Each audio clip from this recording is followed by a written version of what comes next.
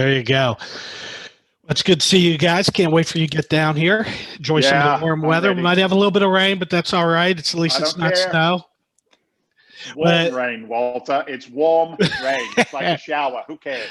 there you If you go. see a guy at Orlando Airport standing in his boxer briefs on the sidewalk, just getting a warm, showery rain, it's probably me. All right, I'm just going to That's put that out you'll be one of many. One of many. there. But maybe.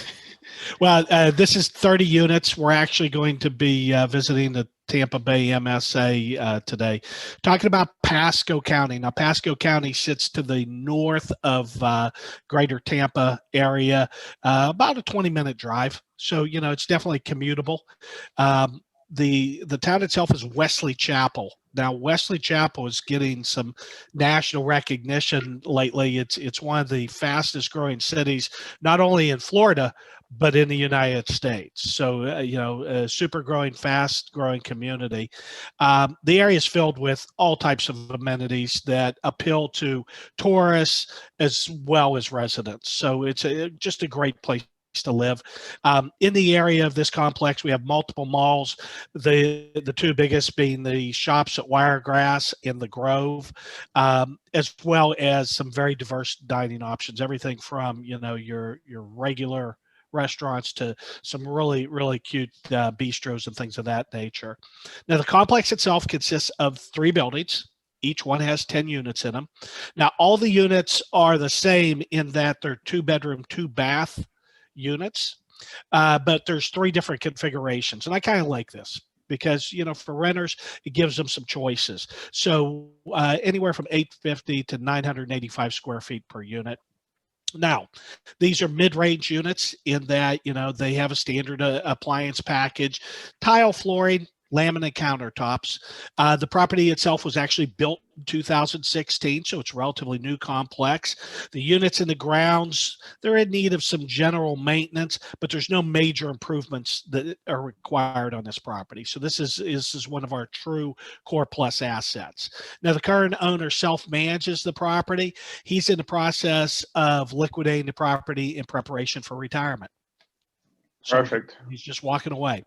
Repositioning on this one, guys, really straightforward. We're going to acquire this one, targeting purchase price of 4.6 and some change. We'll put another 60,000 into it. That 60,000, the majority of it is going to be going into converting the current office and owner suite. So this owner actually lives on site.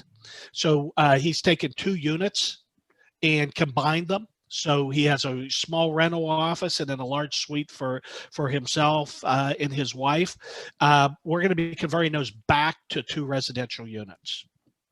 So by doing that, what we're doing is we're going to be increasing our income by roughly $40,000 a year. So we're going to be pushing up that rental income by reclaiming that space, bringing it back into the rental pool. So based on the current cap rate in the area, if we look at that increase in NOI, that's actually going to yield an increase in property value of $500,000. Nice. That one little change gives us that big push. So what we're doing is we're increasing income, which obviously increases return to our investors, short term in the cash flow, long term in the increase in valuation. So our targeted returns on this one, average cash on cash return about 14.9%. So she's a strong cash flow asset. Internal rate of return, we're looking at about a little over 20%. Equity multiple on this one, Dave, 2.2. Nice.